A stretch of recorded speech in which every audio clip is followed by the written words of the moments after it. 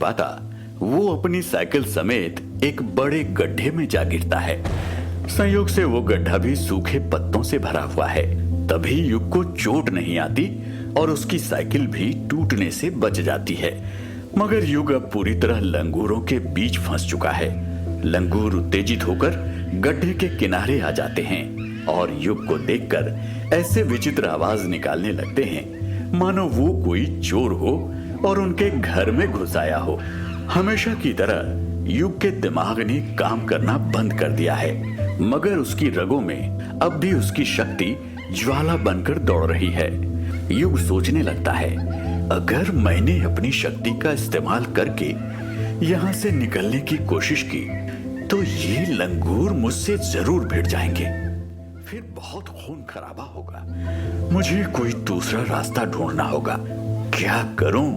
देखते ही देखते लंगूरों की तादाद दोगुनी से चौगुनी हो जाती है, मानो उनकी पूरी आबादी वहां आ पहुंची हो। लंगूरों में खलबली मच गई है। कुछ लंगूर विचलित होकर तांडव कर रहे हैं, कुछ युग पर पेड़ की टहनियां बरसा रहे हैं, मगर सभी वो विचित्र आवाज ऐसे निकाल रहे हैं जैसे कि वो उनकी नेशनल एंथम हो और उसे गाना कंपलसरी हो। युग सोचता है, अगर छलांग लगाकर गड्ढे से बाहर निकल भी गया तो जाऊंगा कहां? मुझे तो आगे का रास्ता भी नहीं पता। काश कि मैं इन्हें समझा पाता। मैं इन्हें नुकसान पहुंचाने नहीं आया हूं, मैं तो बस भटक गया हूं। अचानक लंगूरों की वो विचित्र आवाज एकदम से बंद हो जाती है, मानो उन्हें किसी चीज का आभास हुआ हो। वो धीरे धीरे अपनी उत्तेजना कम करने लगते हैं और देखते ही देखते पूरी तरह शांत हो जाते हैं। युग सोचता है, अरे ये क्या हो रहा है? ये अचानक से शांत कैसे हो गए? मुझे तो कुछ समझ नहीं आ रहा। लंगूर अनुशासित सैनिकों की तरह किसी के लिए रास्ता बनाने लगते हैं। वो दृश्य देखकर ऐसा लगता है मानो उनके बनाए हुए रास्ते पर चलकर कोई किनारे की तरफ बढ़ रहा है। अगले ही क्षण युग को किनारे पर खड़ा दिखता है एक बड़ा सा सफेद बूढ़ा लंगूर, जिसे हम हनुमान लंगूर के नाम से भी जानते हैं। उस बूढ़े लंगूर के चेहरे पर न ही उत्तेजना है और न ही द्वेष, बल्कि उसके काले मुख पर असीम शांति का वास है और युग के लिए है सिर्फ आदर। अपनी इंसानी आंखों से वो सीधे युग की आंखों में झांकता है और कुछ न बोले ही युग को उसकी सारी बातें समझ आने लगती है। वो युग से अपनी प्रजा की ओर से क्षमा मांगता है और कहता है, उन्हें इंसानों की आदत नहीं है, इसलिए युग को देखकर वो विचलित हो उठे थे। वो बूढ़ा हनुमान लंगूर एक इशारा करता है और उसकी वानर सेना गड्ढे में पेड़ की जड़ें फेंकने लगती हैं। फिर ढेर सारे लंगूर गड्ढे में कूद पड़ते हैं और युग की साइकिल को जड़ों के सहारे ऊपर उठाने लगते हैं। ये दृश्य देख युग को एक अद्भुत सपने की तरह लग रहा है। हे भगवान, क्या ये सब सच में हो रहा है? क्या इसी प्रकार वानरों ने श्री राम के लंका जाने के लिए पुल बनाया था? जड़ों के सहारे युग भी गड्ढे से बाहर आ जाता है और हनुमान लंगूर के आगे हाथ जोड़े सर झुकाए खड़ा हो जाता है। वो बूढ़ा लंगूर अपनी उंगली से एक कच्चे रास्ते की ओर इशारा करता है। युग सहमति में अपना सिर हिलाता है और अपनी साइकिल पर सवार होकर उस कच्चे रास्ते पर चल पड़ता है। वानर सेना पेड़ों से झूल झूल कर युग के साथ चलने लगती है और उसे आगे का रास्ता दिखाती है।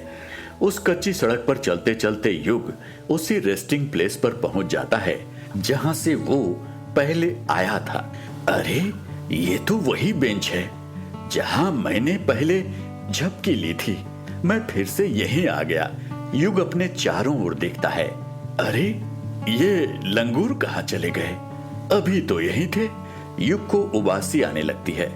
उफ, बड़ी थकान महसूस हो रही है। आसपास कोई बावई भी नहीं है। 10 मिनट के लिए झपकी ले लेता हूँ, फिर वॉच टावर के पास चला जाऊंगा। 10-15 मिनट लेट हुआ तो माँ बाबा समझ जाएंगे। ये सोचकर युग बेंच पर लेट जाता है और गहरी नींद में चला जाता है। फॉर्च्यून ग्रिल से बाहर निकलकर दिलीप जेड से पूछता है, हाँ जेड भैया, अब बताइए क्या सेवा करें हम आपकी। जेड बोलता है, मुझे युग की पूरी कुंडली चाहिए। वो कहाँ रहता है, कहाँ जाता है, उसके दोस्त कौन कौन से हैं, किसके साथ उठना बैठना है, बाकी तो तुम समझदार हो ही। दिलीप बोलता है, बस इतनी सी बात, बिल्कुल हो जाएगा। जेड पूछता है, और एक बात, क्या तुमने युग के साथ कुछ अजीब होते देखा है। दिलीप अजीब सी शक्ल बनाकर पूछता है, हैं? क्या मतलब? जेड कहता है, मतलब कि something out of the ordinary. Dilip कहता है, आउट ऑफ द ऑर्डिनरी? वो तो साला बहुत ही साधारण इंसान है। अच्छा हाँ, स्कूल के पहले दिन एक को अंग्रेजी नहीं बोल पा रहा था वो, फिर नैना के बगल में बैठकर रातों रात उसकी अंग्रेजी सुधर गई। अब तो उसकी गिनती भी अंग्रेजी क्लास के ब्राइटेस्ट स्टूडेंट्स में होती है। जेड बोलता है, इंटरेस्टिंग। तभी बब्बन दिलीप को याद दिलाता है, और भैया जी गणित? दिलीप कहता है, अरे हाँ, वो गुड़ गोबर साला 10वीं कक्षा का गणित हल कर दिया, वो भी 5 अलग अलग तरीकों से, और गणित ओलंपियाड में भी सिलेक्ट हो गया। ये अलग बात है कि हम उसका नाम हटवा दिए हैं, मगर ये उसे नहीं पता है, सरप्राइज है उसके लिए। जेड कहता है, वेरी इंटरेस्टिंग। तभी लल्लन दिलीप को याद दिलाता है, और भैया जी एनुअल स्पोर्टिंग इवेंट? दिलीप बोलता है, साले तुम लोग मुझे भूलने नहीं दोगे का? हाँ जेड भैया, वो साला 5-5 खेल में क्वालिफाई कर गया।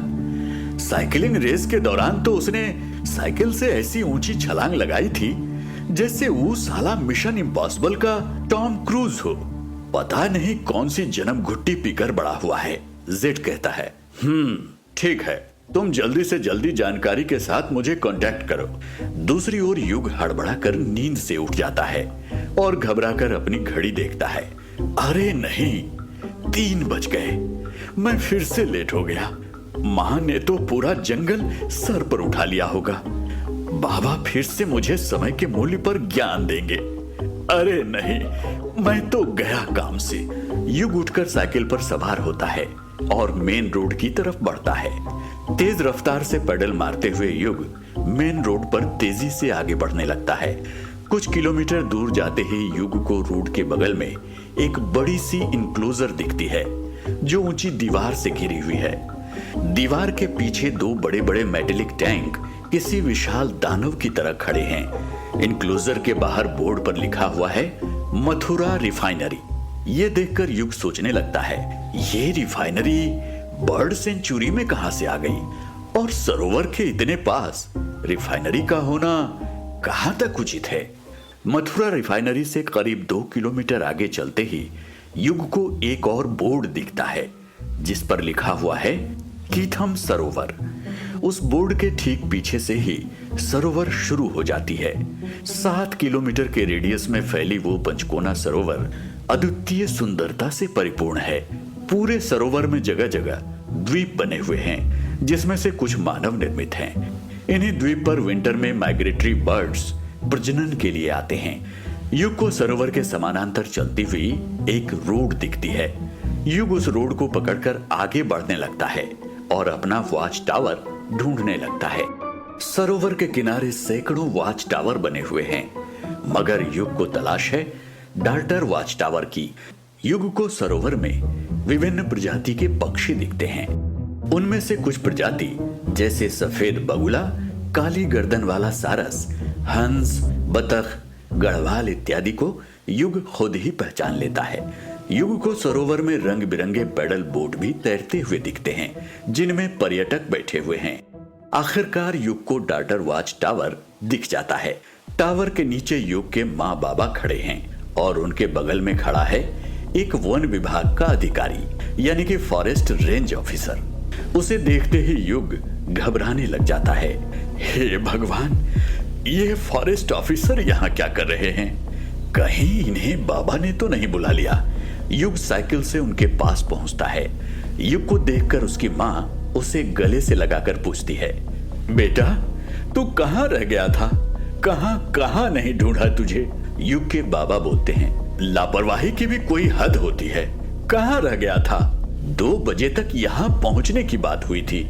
युग बड़ी हिचकिचाहट के साथ बोलता है, वो बाबा मेरे पीछे लंगूरों का एक झुंड पड़ गया था, उन्हीं से पीछा छुड़ाकर आ रहा हूँ।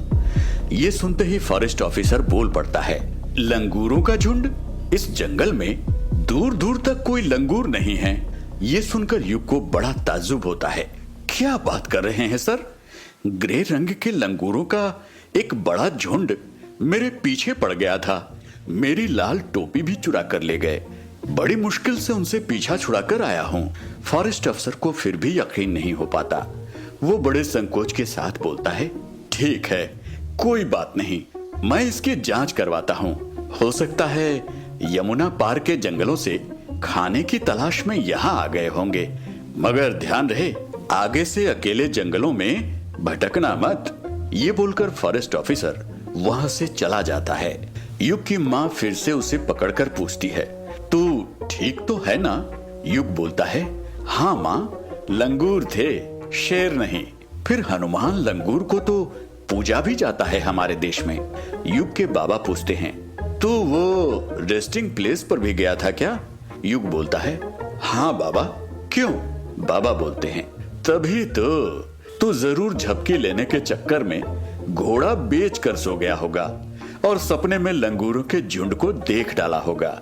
अच्छी तरह पहचानता हूं तुझे। युग खुद को डिफेंड करने लगता है, बाबा वो सपना नहीं था, मैं गड्ढे में गिर गया था। फिर एक हनुमान लंगूर ने आकर मेरी मदद की और मुझे सही रास्ता दिखाया।